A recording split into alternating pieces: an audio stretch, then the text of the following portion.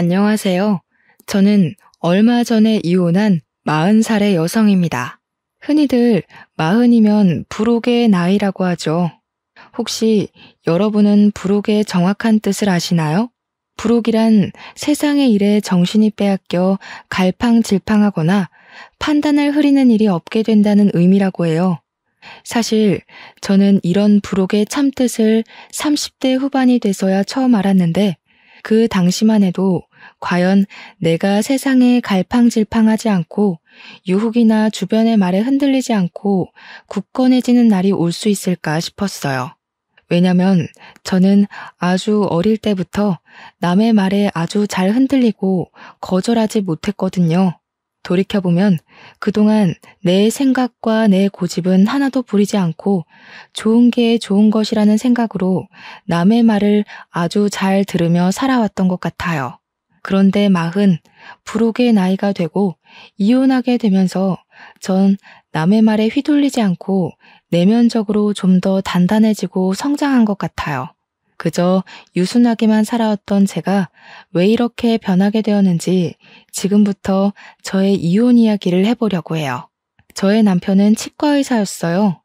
흔히 남편이 치과의사라고 하면 잘 살 것으로 생각하지만 저는 그러지 못했어요. 왜냐하면 남편이 치과에서 돈을 벌면 그 돈이 모두 다 시댁으로 들어갔거든요. 그래서 정작 저는 경제적으로 넉넉하지 못하게 살았어요. 왜 남편의 돈이 다 시댁으로 갈 수밖에 없었는지 설명해드리면 일단 시부모님은 대학교 앞에서 감자탕 가게를 운영하셨는데 장사가 거의 안 되었어요. 처음에는 어느 정도 매출이 나왔어요. 사실 돈이 없는 대학생들에게 감자탕은 든든한 밥 한 끼가 되기도 하고 근사한 술안주가 되기도 하잖아요. 그런데 근처의 시부모님 가게보다 더 저렴하고 양도 많고 맛도 좋은 감자탕 가게가 들어오고 나서부터 시부모님 가게에는 손님들이 줄기 시작했어요. 그렇지 않아도 힘들던 와중에 전례 없던 코로나라는 전염병이 돌면서 학교 수업이 전면 비대면 수업으로 전환되었고 이에 따라 수입도 전혀 없는 상황이었어요. 도련님은 사업을 준비하고 있지만 사실상 백수예요. 그리고 제가 이혼을 결심하게 된 이유이기도 하죠. 먼저 도련님에 관해 얘기하자면 도련님은 태어날 때 심장에 문제가 있어 큰 수술을 여러 번 했어요. 다행히 수술이 아주 잘 돼서 커서는 심장 수술을 하지는 않았지만 계속 크고 작은 병에 수시로 걸려서 학창 시절의 대부분은 병원에서 지냈어요. 시부모님은 귀한 아들이 태어날 때부터 아픈 것이 다 본인들의 탓인 것만 같아 도련님만 보면 가슴이 미어진다고 하시더라고요. 그래서 그런지 도련님이 원하는 것은 그게 무엇이든지 다 해주려고 하셨어요. 그런데 아들에게 뭐든 다 해주려면 돈이 있어야 하잖아요. 시부모님은 돈이 없으셨던 것이죠. 그럼에도 첫째 아들인 남편은 혼자 열심히 공부해서 전액 장학금도 받고 치대에 들어가 치과 의사가 되었어요. 시부모님은 치과 의사가 되어 돈을 많이 벌게 된 남편에게 도련님에 대한 금전적인 지원을 많은 요구를 하게 됐어요. 그래서 우리 남편은 도련님에게 수시로 용돈도 주고 생활비도 지원해주고 학비도 지원해주게 되었고요. 남편 역시 항상 아픈 본인의 동생 도련님이 매우 안타까웠거든요. 그렇게 온 가족이 도련님을 도와주고 아껴준 덕에 도련님은 누구나 들으면 다 아는 명문대 공대를 나름 우수한 성적으로 졸업하게 되었어요. 그런데 이렇게 명문대 공대를 졸업했으면 이제 회사에 다니며 자기 밥값을 해야 하는데 도련님은 그러지 못했어요. 어릴 때부터 워낙에 병원에서 오래 생활했기 때문에 사회성이 제로였거든요. 솔직히 학교는 성적만 잘 나오면 큰 문제가 되지 않으니 사회성이 제로여도 별 문제가 없었어요. 그런데 회사는 그게 아니잖아요. 회사는 나만 잘한다고 되는 것이 아니라 팀원들과 함께 일을 해야 하고 상사와도 잘 조율하며 지내야 하잖아요. 도련님이 일은 나름 잘하는 것 같았는데 사람과의 관계에서 너무 큰 스트레스를 받게 되었어요. 그 결과 3개월 만에 첫 회사를 때려치웠다고 해요. 몇 개월간 백수 생활을 하다가 두 번째 회사에 입사했으나 거기서도 사람들과의 관계에 스트레스를 크게 받아 1년을 채우지 못하고 또 관두게 되었어요. 그 뒤로도 몇 군데 회사를 다니고 관두고를 반복하다가 도련님은 자신이 직접 사장이 되면 사람과의 스트레스가 없을 것이라는 생각이 들어 사업을 하기로 마음을 먹게 돼요. 처음에는 부모님이 음식점을 하시니 자신도 음식과 관련된 사업을 하면 잘할 수 있을 것으로 생각해서 대학교 앞에 치킨집을 열었어요. 초반은 학생들이 많이 찾아줘서 나름대로 장사가 잘 되었다고 해요. 그런데 근처에 프랜차이즈 치킨집이 들어서면서 망했고요. 이후 너무 답답한 마음에 사주를 보러 갔는데 무속인이 물과 잘 맞는다고 물 관련 장사를 하면 잘 된다는 소리를 듣고 카페를 열었어요. 그런데 전국적으로 카페가 우후죽순으로 생겨나면서 특별한 특징이 없고 매우 평범했던 도련님의 카페에 손님이 줄기 시작하더니 또 망했어요. 이렇게 두 번의 사업을 시작하고 망하면서 드는 비용은 다 남편의 돈으로 해결했어요.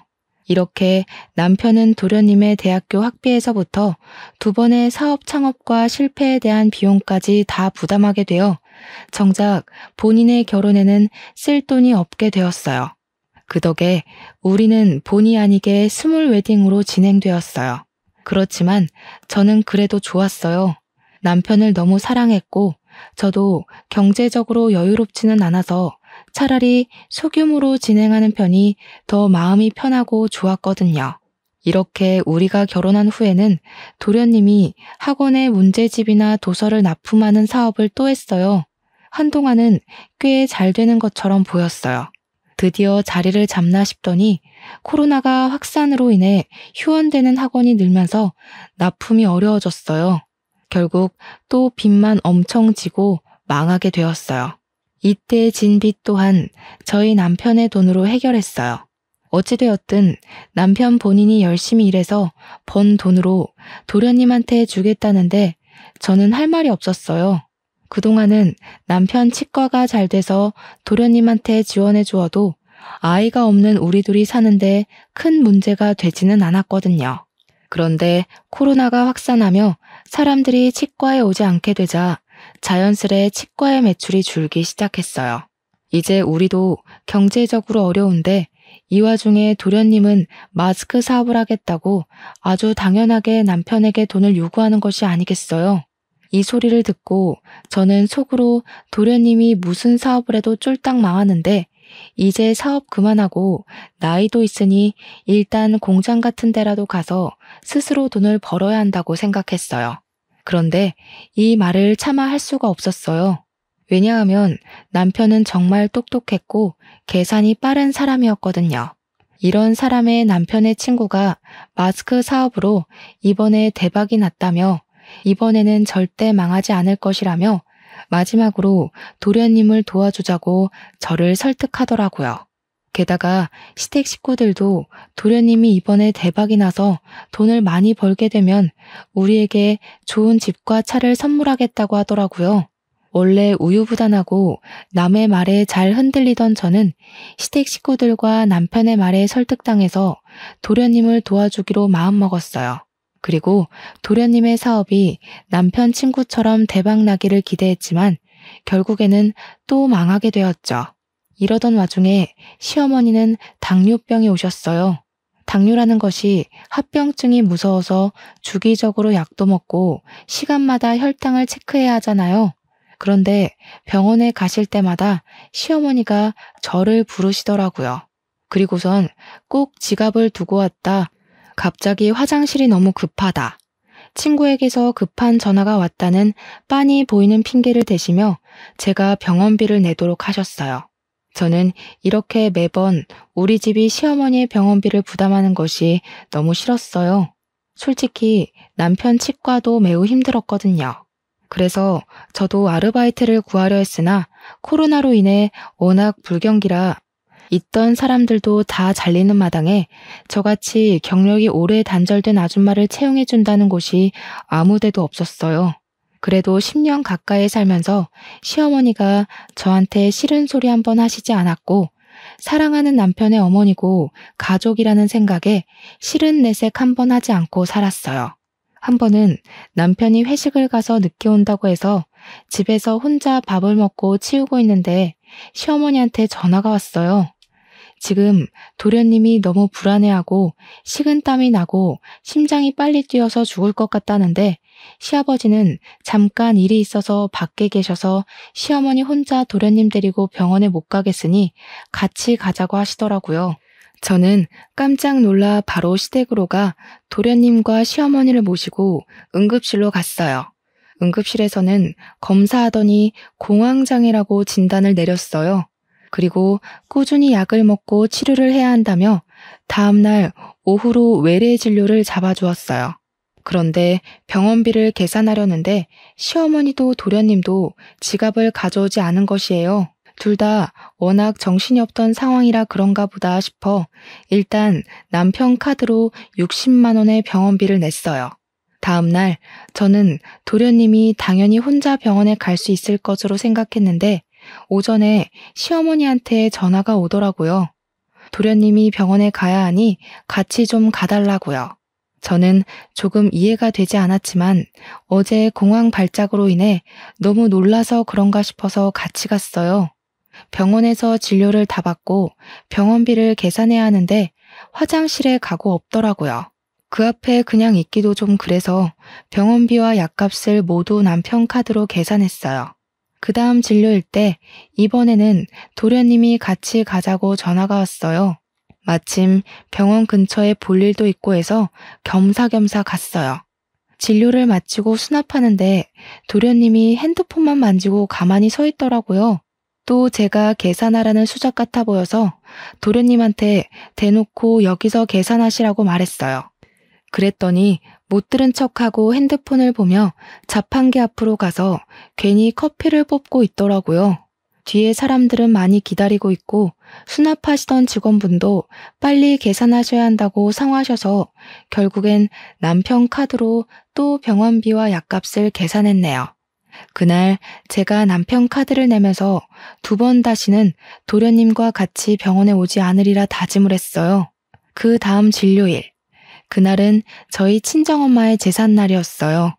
사실 전 아버지가 어릴 때 돌아가셨고 친정엄마와 둘이서 살았는데 친정엄마마저 지병으로 5년 전에 돌아가셨어요.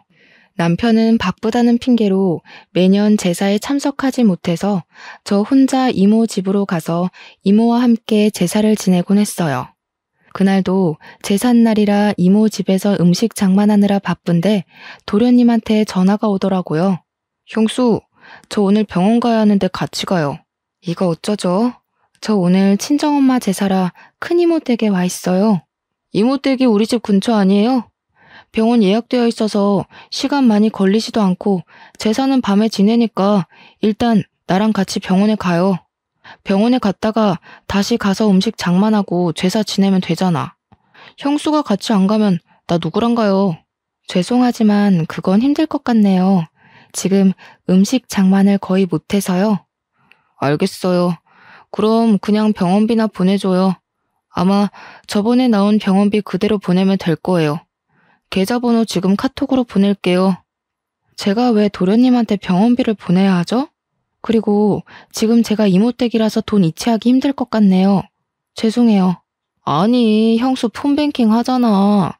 핸드폰으로 금방 이체하는데 그거를 왜 못해요? 왜? 이해가 안 되네? 설마 지금 그깟 병원비 아까워서 그래요? 솔직히 그 돈 형수 돈 아니잖아. 우리 형이 일해서 번 돈이잖아. 어차피 형 돈으로 생활하면서 꼴의 유세는 무슨. 못 보내주면 말아요. 병원 안 가고 확 죽어버리면 되지. 도련님은 돈을 이체하지 못하겠다는 제 말에 불같이 화를 내며 자신의 할 말만 하고 끊었어요. 저는 다른 사람이 제게 이렇게까지 화를 낸 것은 처음이라 손이 덜덜 떨리고 심장이 두근거렸어요. 누군가와 통화를 한 뒤 겁에 질린 저의 모습을 본 이모는 깜짝 놀라 왜 그러냐고 하셨어요. 그래서 저는 시댁에서 그동안 있었던 모든 일을 하나도 빠짐없이 모조리 다 이야기했어요. 혜정아, 왜 그렇게 미련하게 살아? 아무리 어려운 시댁이라고 해도 네가 아닌 것 같다 싶으면 거절도 하고 화도 내고 하며 살아야지. 안 그러면 속병 나이거사. 그리고 시댁과 도련님이 아무리 어렵고 힘들게 산다 해도 너희 집이 병원비며 사업비까지 다 대주는 것은 정말 아니야. 너희 시부모님 가게 하신다며. 그리고 도련님은 이제 나이 37살인데 아직도 형한테 기대서 산다는 게 말이 되니? 7살도 아니고 37살이 병원비 몇 푼이 없어서 같이 가자 그러고 돈 보내달라고 하고 너네 도련님이란 사람은 바보라니? 아니, 너나 네 남편이 로또에 당첨돼서 평생 놀고 먹고 살 만큼 돈이 있으면 도련님이라는 그 바보 등신한테 돈을 매번 갖다 줘도 아무 문제가 없어. 근데 그러지 않잖아. 게다가 지금 너네도 매우 힘들다면서. 안 그래도 남편이 한 달 벌어 한 달 겨우 먹고 사는 마당에 무슨 도련님 병원비에 사업하는 비용까지 내주느냐고. 이모는 제가 결혼 후 살아온 이야기를 듣고 나선 열변을 토하시며 저와 남편의 행동을 매우 답답해하시며 화를 내셨어요. 이모는 혜정이 네가 정말 잘 살기를 바라는 마음에서 하는 소리니까 내가 화냈다고 서운하게 생각하지는 말아줘. 그런데 시댁 병원비에 도련님 사업비 내는 문제는 더는 이렇게 하지 않겠다고 확실히 얘기해. 알겠지? 그런데 어차피 그 돈 다 남편이 번 돈이기도 하고 제가 그 돈에 대해서 이래라 저래라 얘기할 권한은 없잖아요. 그리고 그 말에서 남편이랑 싸우고 이혼하자고 하면 어떻게 해요? 내 나이가 이제 적은 나이도 아닌데. 그래, 그 돈 남편이 번 돈이긴 하지. 그런데 너희는 남남이 아니고 부부야. 좋은 일도 힘든 일도 함께 해야 하고 경제적인 것도 함께 해야 해. 그래야 진정한 부부지. 그리고 남편이 지금 밖에 나가서 돈을 벌기는 하지만 그렇다고 네가 집에서 마냥 놀기만 하니? 그건 아니잖아. 그렇죠. 저도 집안일 하는데 그건 헛수고로 알고 있고 남편은 가족에게 돈을 쓰는 걸 당연하게 생각하더라고요. 자기 가족 무시하냐고 화만 내고. 너도 남편이 밖에서 돈을 잘 벌어오도록 매일 아침밥 차려주고 청소와 빨래와 같은 집안일에 신경 쓰지 않고 바깥 일에만 집중할 수 있도록 너도 잘 내조를 하잖아. 그렇게 집안에서 너의 본분을 다하며 네 생각을 이야기했는데 남편이나 시댁에서 네 이야기를 들어주기는커녕 도리어 화를 낸다? 그러면 너도 이 사람들과의 인연은 여기까지인가 보다 생각하고 이혼해. 좀 당당하게 좀 살아 이거사. 네가 이렇게 시부모랑 남편한테 쩔쩔매고 사는 거 엄마가 하늘에서 보면 얼마나 속상하시겠니? 이모가 엄마 이야기를 하시는데 순간 눈물이 뚝뚝 떨어졌어요. 이모는 너무 착하고 여린 네가 잘 살아야 하는데 답답하게 사는 것 같아 속상한 마음에 말이 세게 나왔다고 미안하다고 하시더라고요. 그래도 이모의 말은 잊지 말고 명심하라고 신신당부를 하셨어요. 이모의 말씀을 들으며 그동안 내가 얼마나 미련하게 살아왔는지 느낄 수 있었고 이제는 이렇게 살지 말아야겠다고 다짐을 했어요. 이모 앞에서 어린아이처럼 울다가 겨우 진정이 되었는데 시어머니한테 전화가 왔어요. 너는 말이야, 지금 지호가 공황장애로 죽내사내 하는데 병원을 같이 가주지는 못할 망정 어떻게 돈을 안 보내주니? 그러다가 애 잘못되면 네가 책임질 거니? 어머니, 죄송하지만 지금 제가 친정엄마 제사 준비 중이라서요. 아직 음식 장만을 거의 못해서 바빠요. 제가 시어머니와 통화하는 것을 보더니 이모가 한숨을 푹 쉬시며 제 핸드폰을 가져가셨어요. 안녕하세요. 저 혜정이 이모 되는 사람입니다. 아, 네. 안녕하세요. 지금 며느리랑 통화해야 하니 좀 바꿔주시겠어요? 그런데 제가 아까부터 상황을 지켜보니 혜정이 도련님이 좀 아프신 것 같던데 혜정이가 도련님의 보호자도 아니고 엄마도 아닌데 왜 자꾸 혜정이한테 같이 병원에 가자 돈을 달라고 하시는지 모르겠네요. 사돈이 잘 모르시는 것 같아서 말씀드리는데 도련님이라는 사람은 사돈의 아들이지 제 조카 혜정이의 아들이 아니에요. 지금 말 다 하셨어요? 걔한테 무슨 소리를 어떻게 들었는지는 모르겠지만 가족끼리 병원에 같이 가기도 하고 힘들면 병원비도 좀 지원받고 그러고 사는 거 아니겠어요? 네, 가족인데 물론 서로서로 도와가며 잘 살아야죠. 그런데 문제는 지금 도련님이라는 분은 한 번도 혜정이나 혜정이 남편에게 도움이 된 적 없었잖아요. 대학 학비에서부터 사업으로 생긴 빚, 병원비까지 다 지원을 받으면서 남편에게 고마워한 적 한 번이라도 있으세요? 있으시냐고요? 아니, 이 여자가 왜 남의 가정에 이래라 저래라 훈수질이야? 남의 가정이라뇨? 저의 조카 가정입니다. 저도 훈수 둘 자격 충분히 있어요. 그리고 사돈, 제가 한마디만 더 하겠는데 도련님의 병원비는 본인이 직접 해결하던가 아니면 사돈이 해결하세요. 안 그래도 힘든 조카 집에 더는 손 벌리지 마시고요. 아시겠어요? 이모는 제가 그동안 하고 싶었던 모든 말을 저 대신 시원하게 해주시고 전화를 끊으셨어요. 저는 그동안 묵은 채증이 내려가는 것처럼 좋긴 했지만 한편으로는 앞으로 시어머니 얼굴을 어떻게 볼지 걱정이 되었어요. 그런데 이모는 시어머니와 통화 후 고개를 갸우뚱거리시더라고요. 그런데 내가 왜 너희 시어머니 목소리를 어디서 들어본 것 같지? 내 결혼식 때 보고 대화를 나눠서 알지 않을까요? 아니야. 나 너 결혼식 때 못 갔잖아. 그때 너희 이모부 해외 출장 중이라서 나 해외에 있어서 못 갔어. 그래서 축의금만 두둑이 보냈잖아. 그러네요. 그럼 이모와 저희 시어머니는 한 번도 뵌 적도 말한 적도 없었네요. 그럼 다른 누군가와 헷갈린 게 아니에요? 아니야. 분명히 어디선가 이 말투, 이 목소리 들었어. 아, 너 시어머니 이름이 혹시 이금자 맞니? 이모가 시어머니 이름을 어떻게 아세요? 나 원참 어이가 없어서 이렇게들 운명이었나 보다. 충격 먹지 말고 잘 들으렴. 사실 신혼 시절 때 네 이모부가 한번 바람을 피웠어. 그때 이모부가 바람 핀 것을 알고 이모부 상간녀랑 정말 징글맞도록 싸웠어. 당연히 그랬지.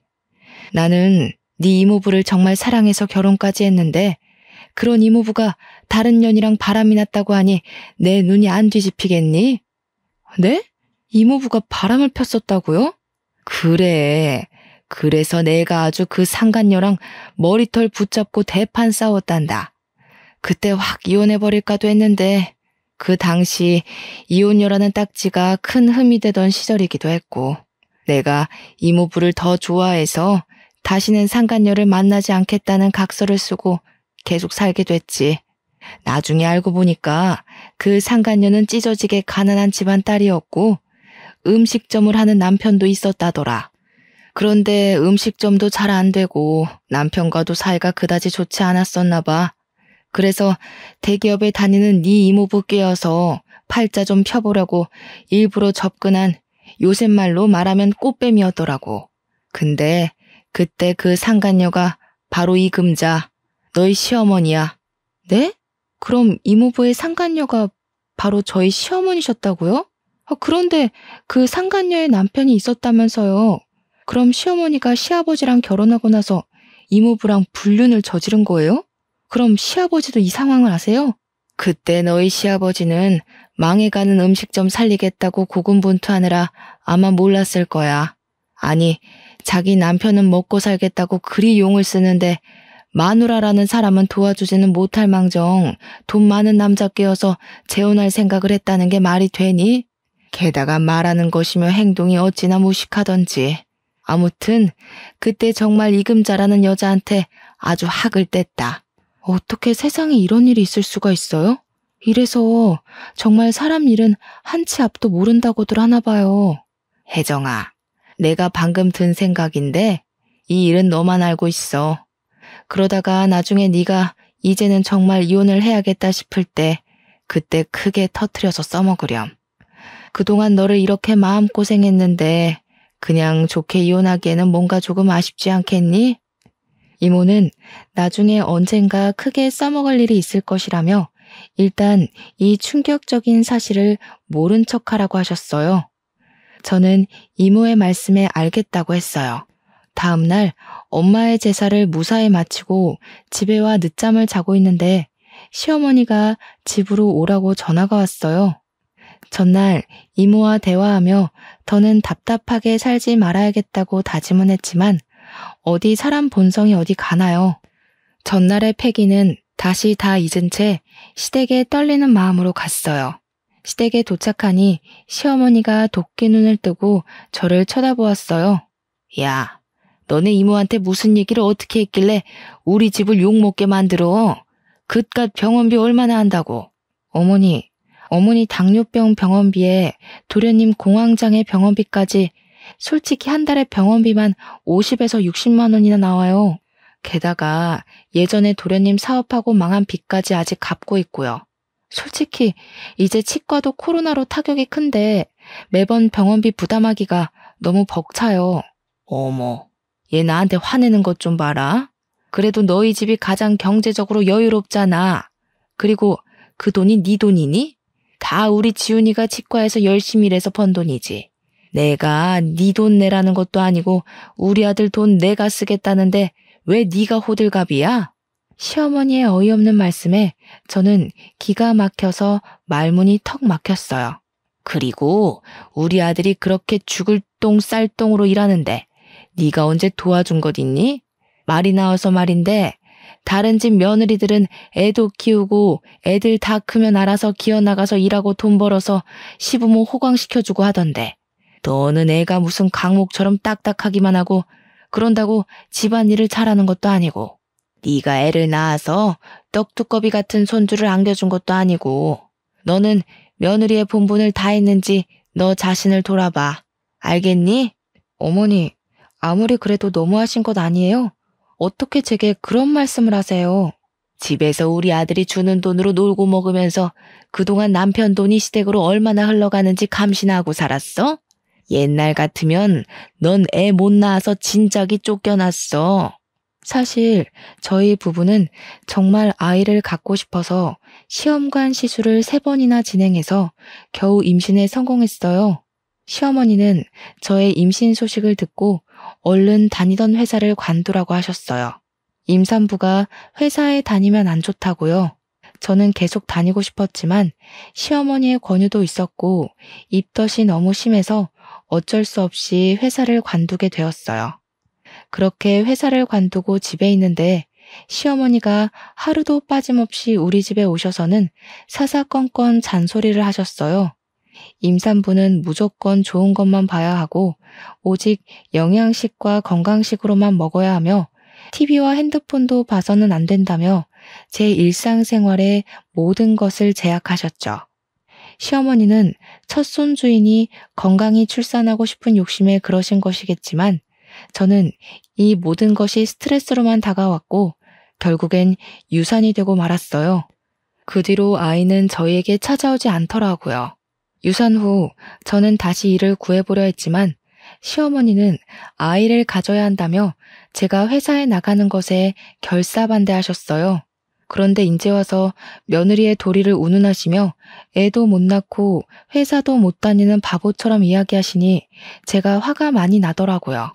그래서 저는 어제 이모한테 들은 시어머니의 과거를 알고 있다고 말하기로 했어요. 일종의 협박인 셈이었죠. 어머니, 그런데 혹시 김숙자 자자 성함 쓰시는 분 아세요? 김숙자? 나야 모르지. 근데 무슨 갑자기 뚱딴지 같은 소리야? 모르세요? 그럼 혹시 이 복자 태자 쓰시는 분은 아세요? 이복태? 이복태가 누군데? 뭐? 이복태? 시어머니는 이모부의 성함을 듣자 잠시 생각하시더니 깜짝 놀라셨어요. 네, 이 복자 태자 쓰시는 분이요. 그분이 바로 저희 이모부이시고 김숙자 자자 성함 쓰시는 분은 저희 이모예요. 제가 어제 이모랑 친정엄마 제사 지내면서 아주 기가 막히고 충격적인 이야기를 들었는데 한번 들어보시겠어요? 시어머니는 젊은 시절 불륜관계로 만난 남자가 저의 이모부시고 자신과 크게 싸웠던 분이 저의 이모인 것을 알게 되자 깜짝 놀라셨어요. 그러시고는 아까 내가 너에게 했던 말은 다 마음에도 없는 소리였고 정말 미안하다고 이젠 절대 너에게 그런 막말을 하지 않겠다고 사과를 하시더라고요. 그러시며 아들이나 시아버지에게 얘기하지 말아달라고 신신당부를 하셨어요. 시어머니가 참 미웠지만 그래도 나이 드신 분이 지난 과거로 인해 쩔쩔매는 모습을 보니 조금 안쓰러운 마음이 들기는 하더라고요. 저 역시 오래전의 과거를 굳이 들먹이며 시부모님 가정을 깨고 싶지는 않았어요. 그래서 이 사실에 대해 입 다물고 있을 테니 다시는 도련님 병원비나 사업비, 우리 집으로 청구하지 말라고 했어요. 이것만 지켜주신다면 저도 조용히 살 것이라고요. 시어머니와 이야기를 마친 뒤 며칠 동안은 시어머니나 도련님의 전화도 없고 아주 평온하게 지냈어요. 그렇게 한 달 정도인가 지났을까요? 도련님한테 전화가 오더라고요. 자기가 새로운 사업을 시작했는데 돈이 필요하다고 지원 좀 해달라고 하더라고요. 아주 당당하게 요구하길래 저는 시어머니께 듣지 못했냐고 이제는 도련님 사업비 우리한테 지원해달라는 소리 하지 말라고 이야기했어요. 도련님은 저의 단호한 목소리에 당황해하며 전화를 바로 끊으시더라고요. 그리고 얼마 뒤 드디어 사건이 터졌어요. 제가 아파트 관리비를 내려고 남편의 공인인증서로 인터넷 뱅킹에 접속했어요. 그런데 통장에 있어야 할 돈이 한 푼도 없는 것이에요. 남편이 담배를 피우는 것도 아니고 술을 마시기는 하지만 직원들 회식 때나 마시지 많이 마시지는 않거든요. 돈을 쓰는 곳이라고는 주유소가 전부인데 통장에 돈이 하나도 없다는 것이 이상해서 거래 내역을 조회해보니 시어머니와 도련님 앞으로 거액의 돈이 이체되었더라고요. 사실 남편은 해킹당할 위험이 크다며 폰뱅킹을 하지 않아요. 그래서 이체를 하려면 매번 은행에 직접 가야 하거나 제가 가지고 있는 공인인증서로 인터넷 뱅킹을 해야 했죠. 그런데 치과 일로 매번 바빠서 은행에는 잘 못 가고 공인인증서는 항상 제 금고에 있었는데 금고 비밀번호도 모르는 남편이 무슨 수로 어떻게 이체를 했나 싶어서 남편에게 전화했어요. 알고 보니 시어머니는 제가 자신의 과거 불륜 사실을 알게 되자 저한테 돈 달라고 하지는 못하고 남편에게 돈을 달라고 하셨다고 해요. 그래서 남편이 자신이 바쁘니 직접 못하고 집사람한테 공인인증서가 있으니 집사람한테 이야기하라고 했지만 시어머니는 며느리한테 이야기하기 좀 눈치 보인다며 직접 돈을 달라고 했대요. 그러면서 도련님과 시어머니가 치과에 찾아가 일하던 남편을 데리고 은행에 갔대요. 은행에서 남편이 본인의 핸드폰에 폰뱅킹을 설치하게 하여 본인들의 계좌에 쉽게 이체를 할 수 있게끔 했던 거였어요. 이런 사실을 알게 된 순간 이 집에 계속 있다가는 나는 영원히 호구의 마누라가 될 것 같다는 생각이 들었어요. 이렇게는 도무지 못 살겠다 싶어 이혼하기로 마음먹고 남편에게 퇴근 후 시댁으로 바로 오라고 했어요. 그리고 캐리어에 저의 옷과 화장품을 챙겼어요. 워낙 저 자신을 꾸밀 줄 모르고 살아서인지 챙겨야 할 짐도 거의 없더라고요. 저녁이 되어 시댁에 가니 시부모님과 도련님이 계시고 마치 남편도 퇴근하고 오더라고요. 도련님, 사업하신다고 저희 남편한테 가져가신 돈 다시 다 주세요. 어떻게 매번 사업하실 때마다 저희 남편한테 손을 벌리세요? 형수, 어떻게 말을 그렇게 해요? 나만 잘 살려고 그러나? 사업해서 잘 되면 형수도 좋은 거 아닌가? 그래, 지호한테 야박하게 그러지 마. 지호는 사업 여러 번 망하고 속이 속이겠어? 지 속도 새까맣게 타들어가겠지. 너는 그런 애한테 꼭 이렇게까지 해야겠어? 그리고 형수, 막말로 그 돈이 형수가 벌어서 만든 돈이에요? 우리 형 돈이에요. 형이 달라 그러면 내가 바로 어떻게든 돈을 만들어서 주겠지만 솔직히 형 돈이지 형수 돈이 아니지. 형수는 돈을 다시 달라고 할 자격이 없어요. 그래, 그건 지호 말이 맞아.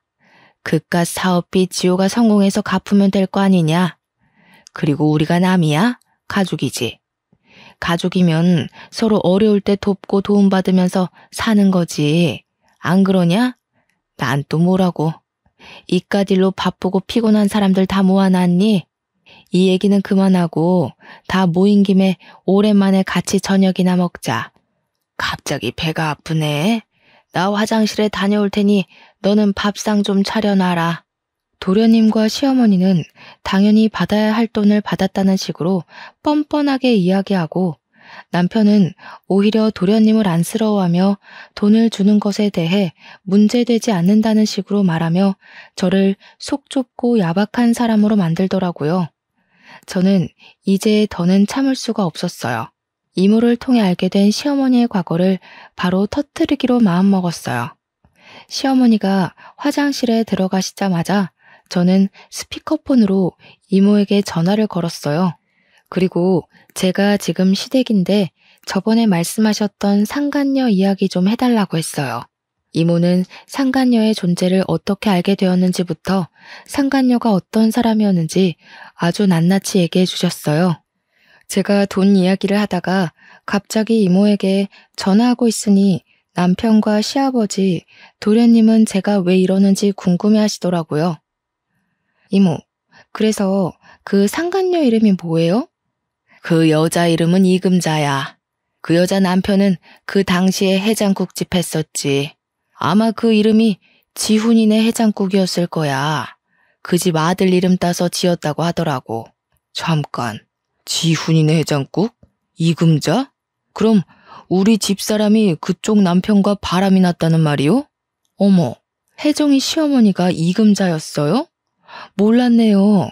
그때 당시 이금자 남편은 망해가는 국밥집 살린다고 고생하며 있는데 이금자 그녀는 내 남편한테 꼬리치고 있던 사실 알고 그 남편도 참 불쌍하다 했는데 뭐 아무튼 그쪽 집안일은 알아서 잘 해결하시고 혜정아, 이모는 바빠서 끊는다. 시어머니의 충격적인 과거 불륜 사실이 들통난 순간 시아버지는 깊은 심호흡으로 화를 억지로 억누르고 계셨고 남편과 도련님도 충격으로 말을 잇지 못했어요. 야, 너는 내가 밥 준비하라는데 아직도 거실에 앉아 있어? 애가 왜 이렇게 굶뜨니? 빨리 와, 밥 차리게. 지금 밥이 문제야? 당신 도대체 행동거지를 어떻게 하고 산 거야? 아니, 이 사람이 노망이 났나? 애들 앞에서 이게 뭐 하는 짓이에요? 방금 혜정이 이모 되는 사람한테서 다 들었어. 옛날에 지훈이네 해장국 하고 있을 때 당신이 이복태라는 사람이랑 바람 피웠다가 그 집 마누라한테 걸려서 개망신 당했다면서. 아니, 그 사실을 어떻게... 야, 네가 다 얘기했니?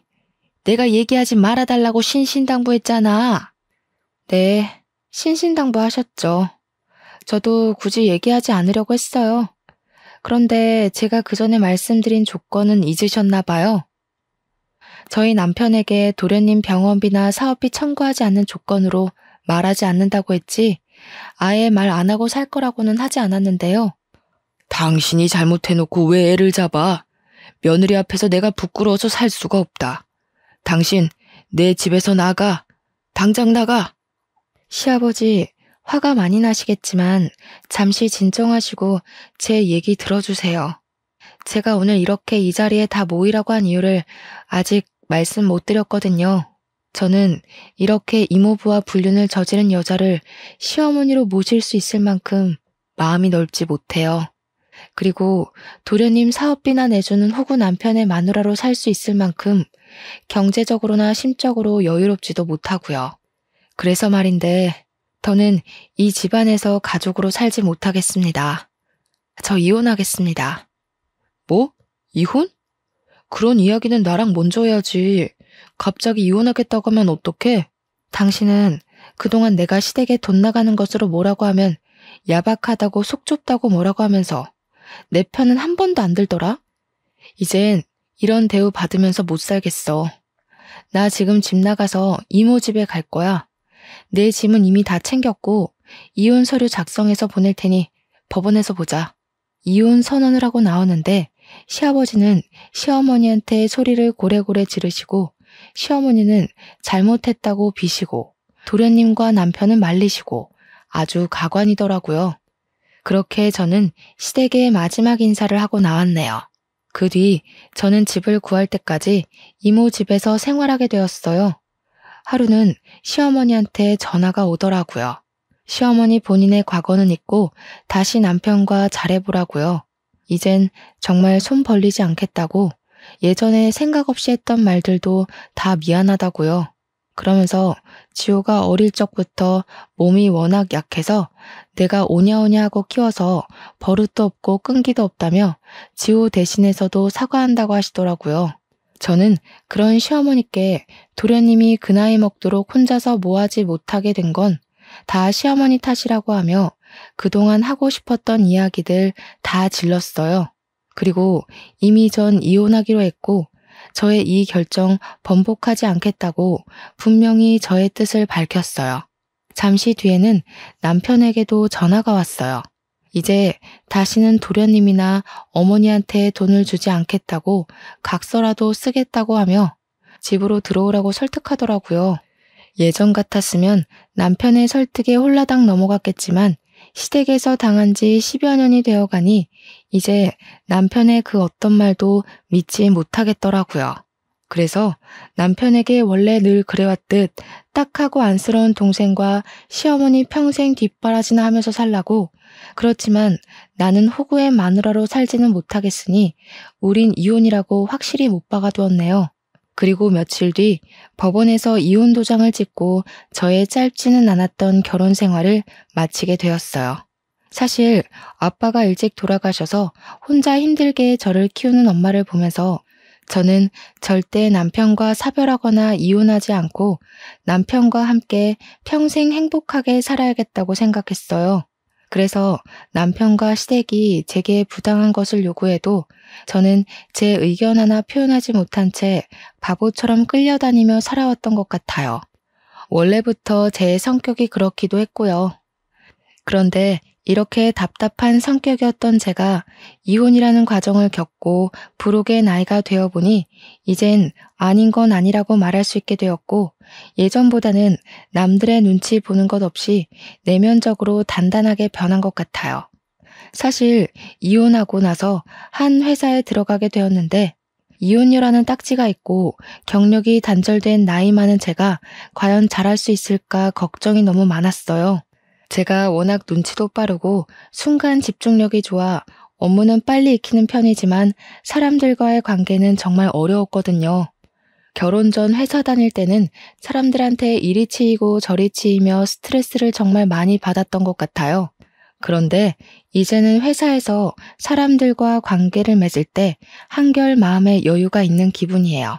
때로는 제가 정말 남들의 말에 휘둘리지 않고 흔들리지 않는 진짜 부록이 된 것 같아 저 스스로가 기특하기까지 해요. 흐르는 나이는 막을 수 없으니 이런 저도 순식간에 쉰이 되겠죠. 쉰은 지천명의 나이, 하늘의 명을 깨닫는 나이라고 해요. 평생 흔들리고 넘어질 것 같은 제가 부록의 나이를 지나 단단해진 것처럼 저의 지천명의 나이에는 하늘의 뜻을 알고 지혜롭게 사는 제가 되도록 부단히 노력해야겠다는 생각이 드네요. 그래서 하늘 어딘가에서 저를 보고 있을 친정엄마를 먼 훗날 다시 배웠을 때 엄마에게 잘 살았다고 칭찬받는 딸이 되고 싶네요. 저의 이혼 이야기를 하고 나니 저보다 젊은 나이에 혼자가 되어서 힘들게 저를 키우셨을 엄마가 사무치게 그립네요. 엄마의 자랑스러운 딸이 되기 위해서 열심히 그리고 더 야무지게 이 세상을 살아내리라 다짐을 하며 저의 기나긴 이야기를 마칩니다. 들어주셔서 감사합니다.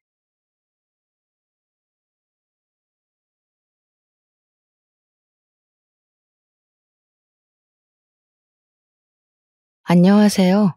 제가 아주 재미있고 기가 막힌 이야기를 들려드리고 싶어서 이렇게 청취자 여러분들을 찾아오게 되었습니다. 제가 어떤 이야기를 하실지 엄청나게 궁금하시죠? 간단하게 제 소개부터 드리자면 저는 30대 중반의 여자입니다. 저에게는 아주 귀한 귀인이라는 친구가 있는데요. 이 귀인이라는 친구와 있었던 제 인생에 잊지 못할 순간들을 이야기하려고 사연을 올립니다. 세상에 이런 친구가 제 옆에 존재한다는 것 자체가 너무나도 고맙고 행복합니다. 귀인이 덕분에 제가 아주 버러지 같은 놈과 이별할 수 있게 되었거든요. 그러면 지금부터 여러분들이 아주 궁금해하실 그 이야기들을 모두 풀어보겠습니다. 제가 귀인이를 알게 된 건 중학교 시절이었습니다. 30 중반이 된 지금은 귀인이 말고도 같이 노는 친구 2명이 더 있는데요. 이렇게 넷이 한 모임을 하고 있습니다. 기쁠 때나 슬플 때나 검은 머리 파풀이 될 때까지 우정을 함께 하자고 약속한 사이입니다. 하지만 이 모임은 귀인이 덕분에 만들어졌다고 해도 과언이 아니랍니다.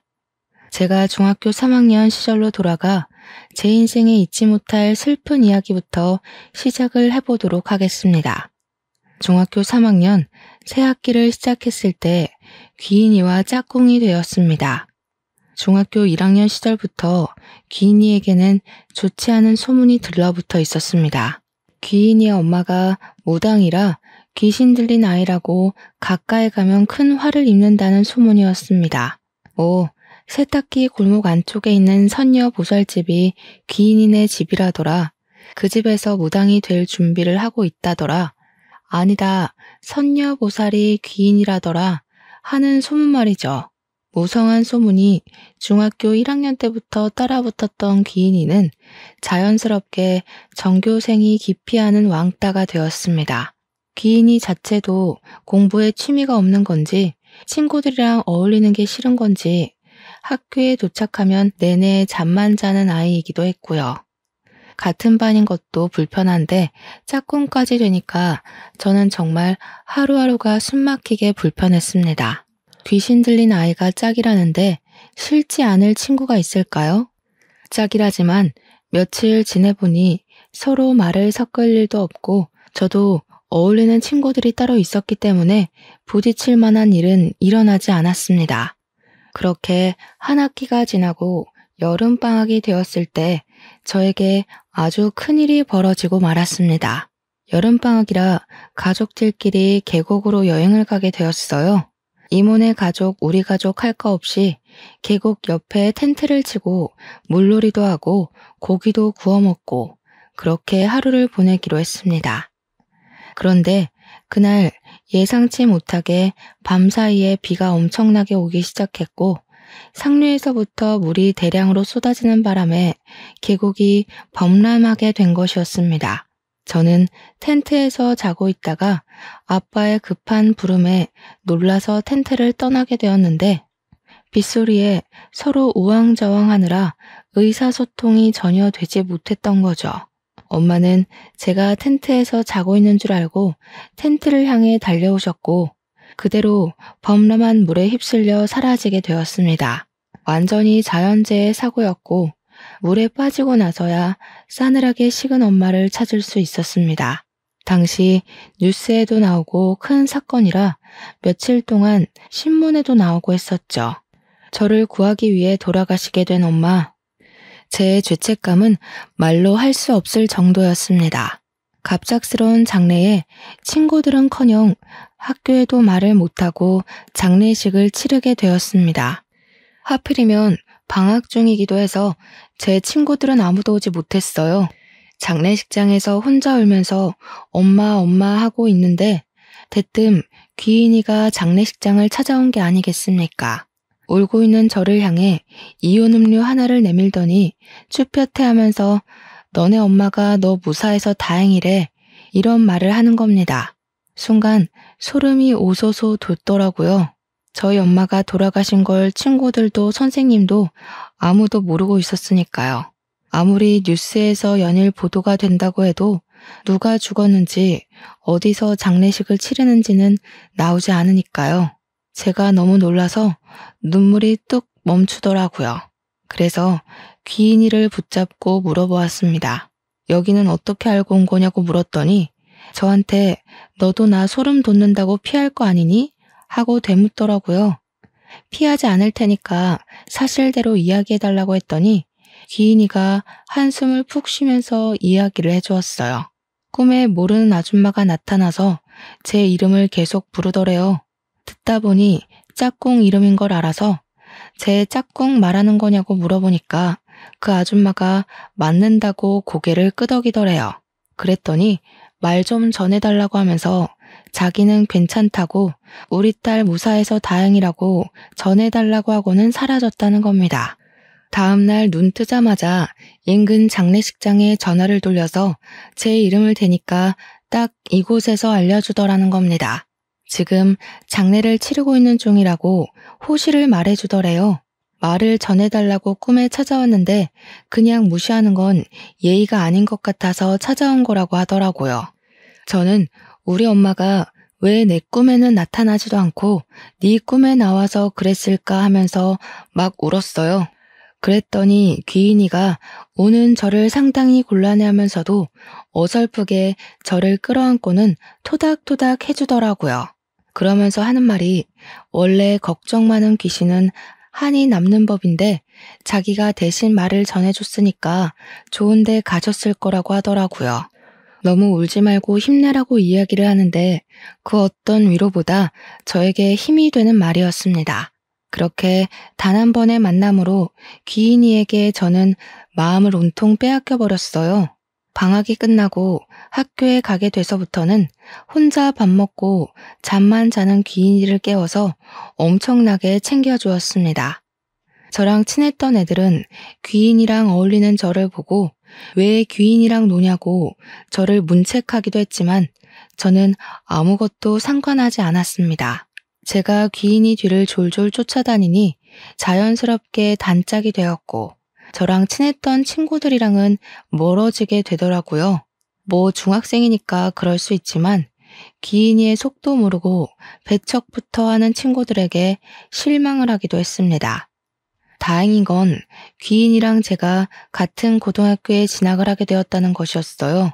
고등학교에 가서는 2명의 친구들이 더 늘게 되었어요. 지금까지도 모임을 하고 있는 친구들입니다.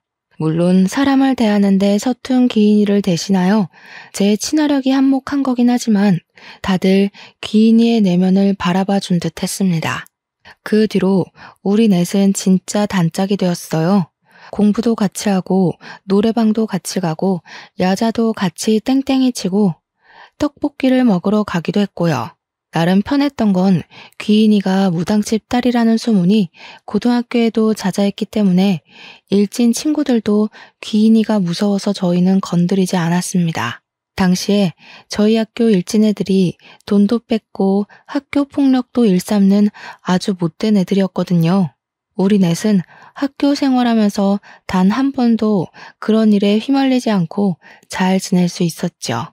성적도 고만고만했던 저희는 대학교도 다 서울에 있는 4년제 학교에 다니게 되어서 한 달에 한두 번 이상 꼭 만나서 밥을 먹었습니다. 우리 우정 영원하자는 친목 관계는 성인이 되어서도 쭉 유지가 되었죠. 귀인이는 사람이 많은 곳은 불편하고 피곤하다면서 대학교를 진학하지 않았습니다. 실제로 귀인이네 집이 무당집이긴 했어요. 엄마나 귀인이가 선녀보살은 아니었고 귀인이의 이모가 선녀보살이었습니다.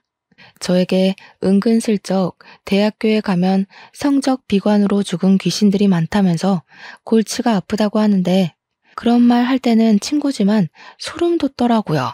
제가 특히나 귀신을 좀 무서워하는 성격이었거든요.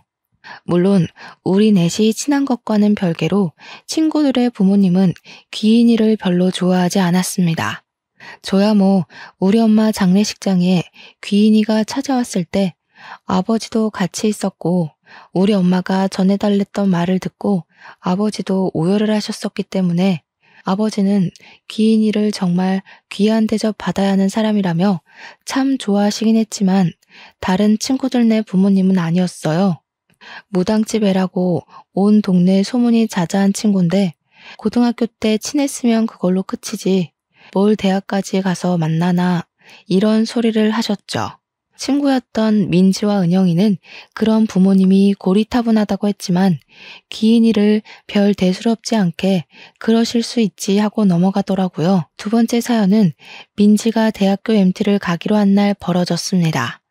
민지가 대학교에서 MT를 가기로 한 날 아침 일찍 준비를 하고 있는데 대뜸 귀인이가 찾아왔더래요. 집에 들어서자마자 민지한테 너 MT 가지 마 하더래요.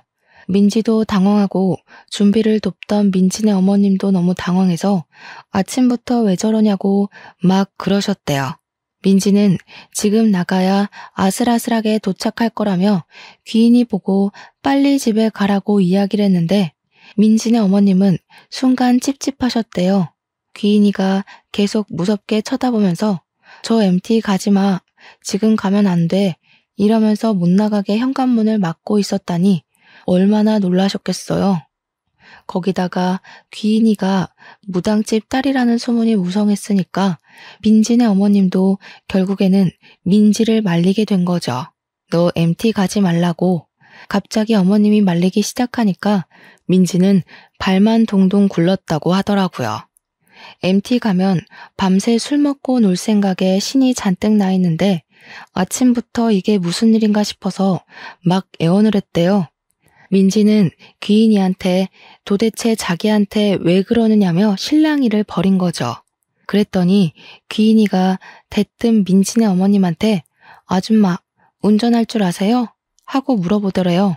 귀인이 표정이 살벌하기도 하고 영 찜찜한 애라고 생각이 들었는지 완전 쫄아서 할 줄 안다고 대답하셨대요. 그러니까 귀인이가 애가 정 가고 싶다고 하니까 2시간 뒤에 아줌마 차 타고 같이 가죠. 집까지만 태워주세요. 했대요.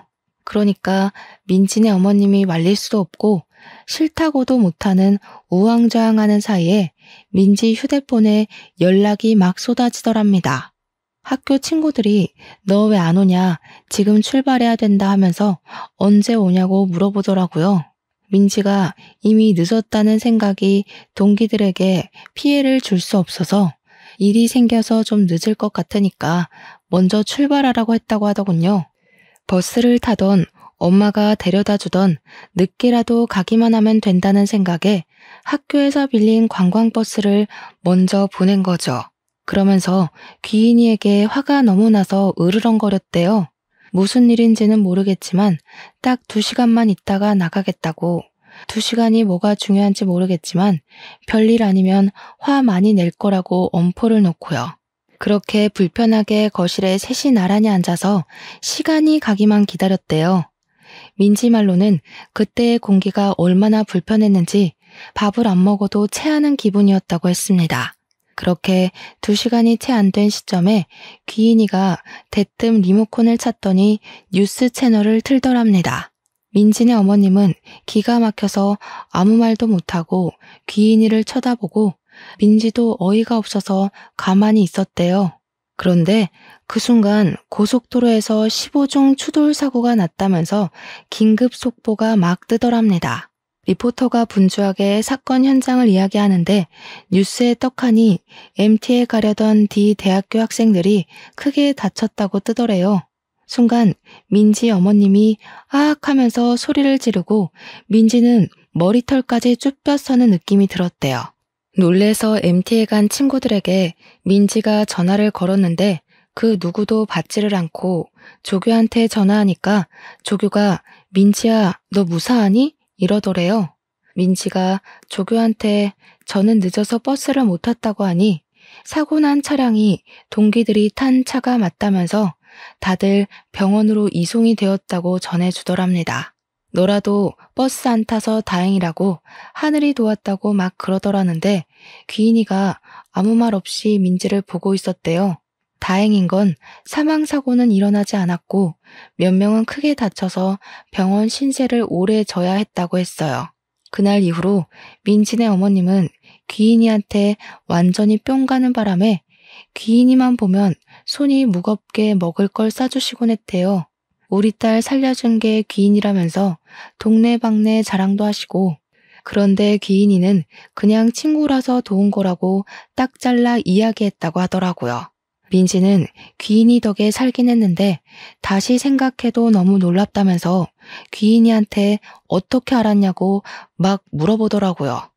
우리가 오죽하면 귀인이 보고 차라리 무당집을 차리는 게 어떻겠냐, 진짜 돈 엄청나게 벌 것 같다고 했죠.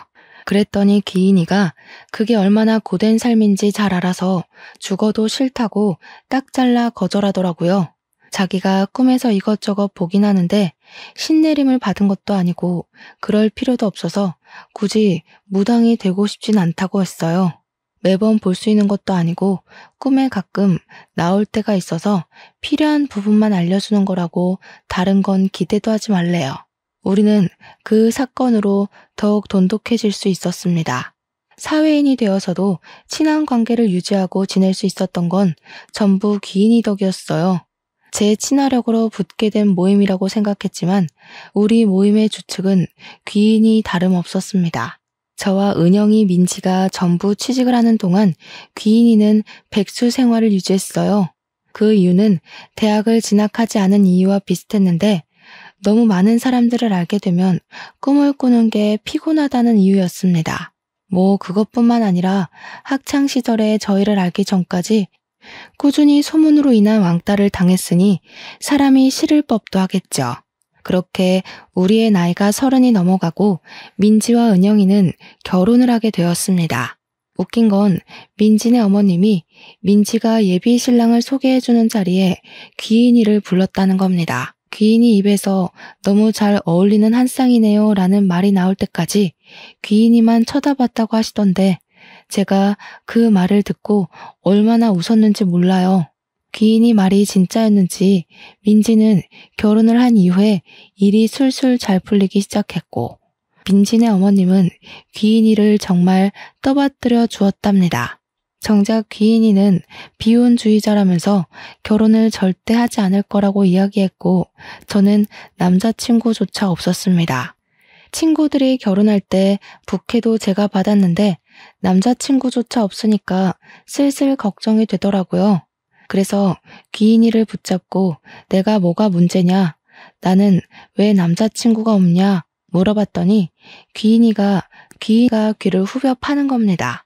그러면서 다 때가 되면 나타나는 거니까 잠자코 기다리라고 하는데 너무나도 불안한 거예요. 은근슬쩍 내 나이 80 먹어야 남자가 나타나는 거 아니야? 하는데 귀인이가 그냥 웃더라고요. 헐, 진짜 소름 돋았잖아요. 나이 80까지 독수 공방해야 된다는 소리로 들려서 소개팅을 해야겠다고 결심했죠. 제가 회사 생활하면서 가장 힘들었던 게 뭔지 아세요? 업무도 상사의 잔소리도 출퇴근길도 아닌 바로 동기였습니다. 저와 같은 시기에 입사한 입사 동기였는데 나이는 저보다 2살 많은 언니였어요. 같이 입사한 반면 저는 프로젝트를 2개나 성공적으로 마무리한 덕분에 진급이 언니보다 빨랐거든요.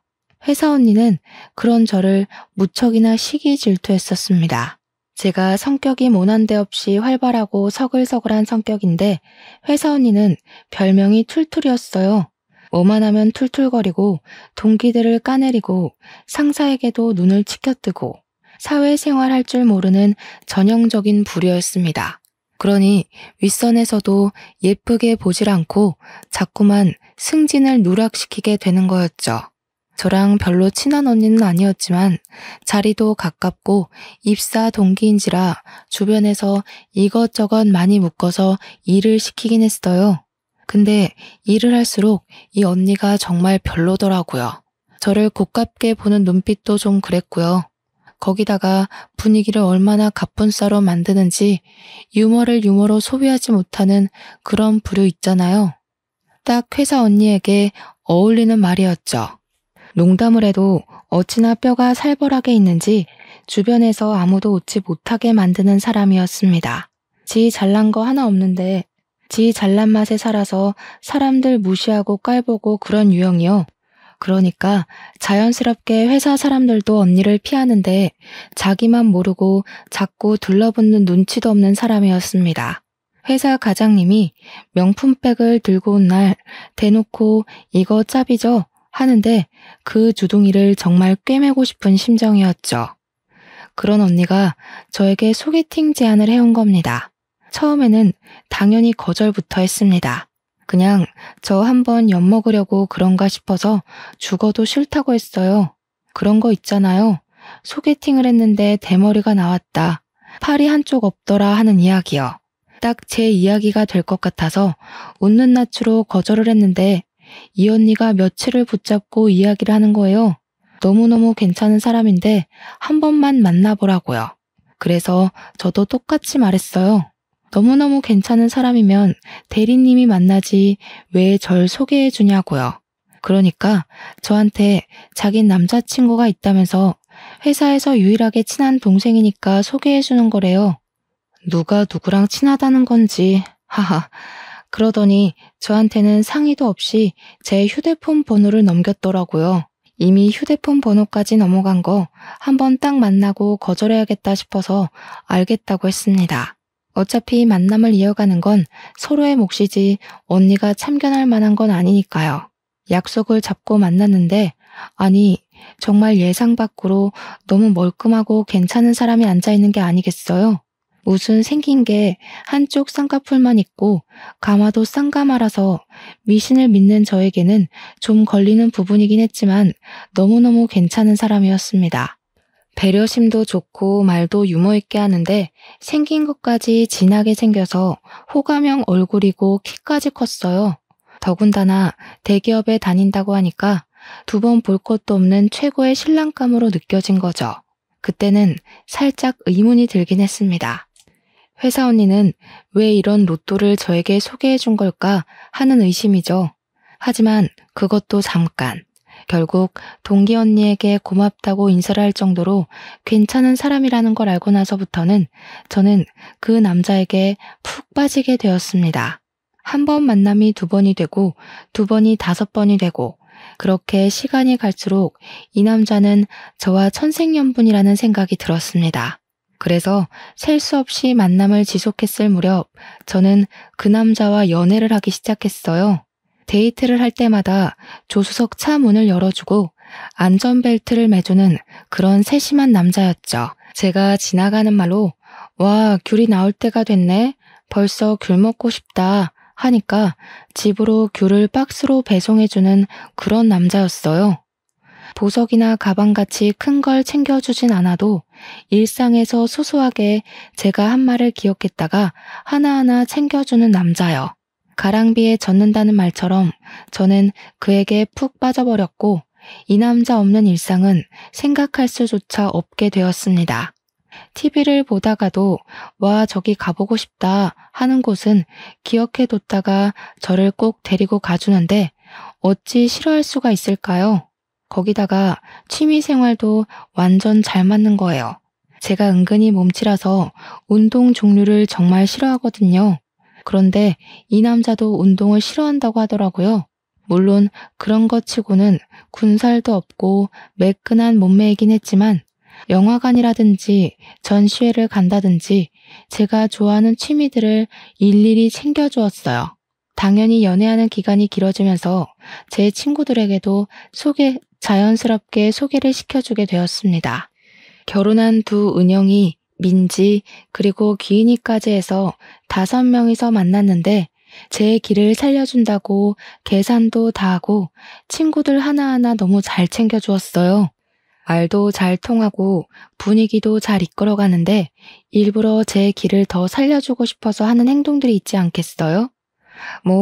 저 대신 심부름을 대신해준다던가 제가 뭘 흘리면 나서서 치워준다거나 하는 모습이요. 결혼한 친구들은 세상에 저렇게 다정한 사람이 또 어디 있겠냐면서 저에게 빨리 결혼하라고 하더라고요. 평생 공주 대접 받고 살 수 있겠다 하면서 부럽다고 하는데 정작 귀인이는 아무 말도 안 하고 있었습니다. 오히려 결혼은 다 때가 되면 하는 거 아니겠냐고 제 남자친구를 보는 둥 마는 둥 시큰둥하게 구는데 괜히 좀 그렇더라고요. 제가 나서서 남자친구한테 궁금한 거 없냐고 물어보라고 하니까 은영이가 짓궂게 연봉 얼마 받아요? 차는 있어요? 집은 작아요? 하면서 말했어요. 물론 농담이었으니까 다들 깔깔거리면서 웃고 있는데 귀인이만 무표정으로 밥만 먹는 겁니다. 괜히 귀인이 눈치도 보이고 마음이 엄청나게 찝찝했어요. 그렇게 1년을 꽉 채워 연애를 하고 남자친구는 저에게 반지를 주면서 프로포즈를 했습니다. 저와 평생을 함께하고 싶다는 말에 저도 좋다고 우리 이제 결혼하는 거냐고 하니까 화사하게 웃어주더라고요. 양가의 허락을 받고 결혼 준비를 하자고 하면서 저한테 모아둔 돈이 얼마가 있냐고 물어보더라고요.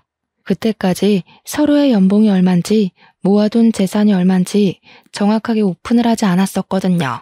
원래 결혼할 때 되면 다 알아야 하는 거라고 하길래 저는 솔직하게 이야기를 했어요.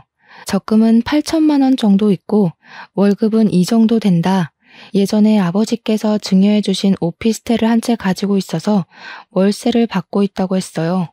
그러니 남자친구가 이 말을 긁적이면서 자기도 솔직하게 할 말이 있다고 하더라고요. 사실 자기는 집에 빚이 좀 있어서 모아둔 돈이 없대요. 그래도 결혼하고 나면 갚을 거 별로 안 남아서 괜찮을 거라고 하는데 제가 진짜 심각하게 당황을 했습니다. 빚이 있는 사람일 거라고는 전혀 생각을 못 했었기 때문이었어요. 항상 세련된 옷을 사입었고 손목시계나 벨트도 제가 알기로는 꽤 명품이었던 걸로 기억을 했거든요. 거기다가 대기업도 다니고 하니까 못해도 1억은 모았을 거라고 생각했죠. 제가 다니는 기업이 중견기업인데 모은 돈이 8천만 원이었으니까요. 물론 제가 가진 오피스텔이 위치가 좋아서 월세가 쏠쏠하기도 했지만 빚은 상상도 못했던 일이었죠. 제가 당황해하자 남자친구는 저를 설득하기 시작했습니다. 8천만 원 모은 돈에 오피스텔로 담보대출을 받아서 전셋집도 구하고 식도 올리자는 거예요. 그래서 저는 놀래서 자기는 얼마가 있는 거냐고 다 내 돈으로 해야 하냐고 물어보았더니 남자친구가 별일 아니라는 듯이 이야기를 하는 겁니다. 어차피 결혼해서 애라도 낳게 되면 육아휴직도 해야 하고 자기 월급으로 생활해야 하는 거 아니냐고요. 나중에 다 자기가 번 돈으로 노후 생활을 하게 될 건데 빡빡하게 너 돈 내 돈 갈라치기 해야 되냐고 하더라고요. 근데 또 듣고 보니까 틀린 말도 아닌 것 같았습니다. 그때라도 발에 땀나게 도망을 갔어야 했는데 제가 설득이 되고 만 거죠. 그 뒤로부터는 순조롭게 결혼식 준비가 진행되는 듯 했습니다. 예비 신랑의 집에 인사를 드리러 가기 전까지는 그렇게 생각을 했죠. 저를 딱 보자마자 거두절미하고 이야기를 하시겠다 하면서 저한테 얼마를 버냐고 물어보시더라고요. 오피스텔에서 받는 월세를 제외하고 280만 원 번다고 이야기를 했더니 앞으로 자기에게 매달 용돈을 얼마씩 줄 거냐고 물어보시는 겁니다. 아주 뻔뻔하게 들어서 알겠는지 모르겠지만 우리 집이 빚이 좀 있는데 그거 다 갚아주고 결혼하라고 하는 거였어요. 저는 너무 당황스러워서 거기서 아무 말도 못하고 바보 천지처럼 어버버거렸습니다. 누구라도 첫 인사를 드리러 가는 날 그런 소리를 듣는다면 저처럼 반응을 할 거예요. 그런데 제 편을 들어줄 거라 생각했던 예비 신랑이 엄마 알아서 다 할 테니까 너무 걱정하지 마세요 하는 게 아니겠습니까? 그러더니 예비 시모가 저한테 아주 쐐기를 박았습니다. 나는 우리 아들이랑 살아보고 혼인신고는 나중에 했으면 좋겠다는 마음이 있네. 결혼식은 최대한 간단하게 했으면 좋겠고. 그게 무슨 말씀이세요? 우리 아들이랑 1년도 못 살고 이혼할 수도 있지 않겠니? 그러니까 살아보고 혼인신고를 해. 애 생기고 나서 혼인신고해도 늦은 거 아니라고 생각한다. 내가 좀 깨어있는 사람이거든. 그리고 결혼식은 막 성대하게 하는 거 내가 정신 사나워서 싫다. 요즘 스몰 웨딩? 뭐 그런 게 유행이라며? 그리고 너 어차피 엄마도 없다면서 혼주석 비어있는 거 우리 쪽 손님들이 보고 욕할 수도 있잖아. 간단하게 하자. 다른 건 몰라도 우리 엄마를 이야기하는 건 선을 세게 넘는 거라고 생각했어요. 저는 그 자리에서 아무런 대답도 하지 않고 오늘은 날이 아닌 듯 싶으니 다음에 다시 이야기하자고 말씀드리고 대충 인사를 한 뒤 나와버렸습니다. 제가 밖으로 나오자 예비 신랑이 아주 눈에 쌍심지를 켜고 저를 따라 나오더라고요. 이게 무슨 경우 없는 짓이야? 어른이 이야기를 하면 어떤 말이든 끝까지 듣고 나와야 하는 거 아니야? 당신 어머님이 더 예의 없는 거 아니야? 어떻게 그런 말 할 수가 있어? 우리 엄마가 사고로 돌아가신 게 도대체 뭐가 문제라고 그런 말을 하시는 거야? 그러니 예비 신랑이 겸연쩍어 하면서 우리 엄마가 심한 건 알겠지만 저에게는 시어머니가 될 사람이지 않냐고 하더라고요.